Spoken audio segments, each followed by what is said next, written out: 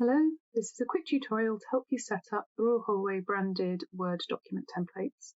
These templates will allow you to conform to Royal Holloway's branding standards, but also they conform to accessibility requirements as well. So I've sent you a series of files. Here they are, they're .docx's. If you double click on one wherever they've downloaded to or wherever you've saved them, you'll notice it launches what looks like a brand new document with the Royal Holloway crest, and you'll also notice if you go to the style guide or the style section here, all the headings are set to Corbel, which is our font, and they're all set up ready for you to use.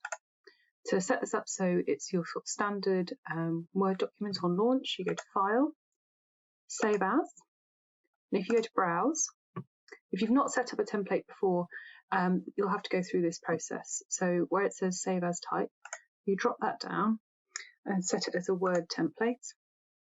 So you'll see here it has changed the folder to a custom office templates folder within your own document structure.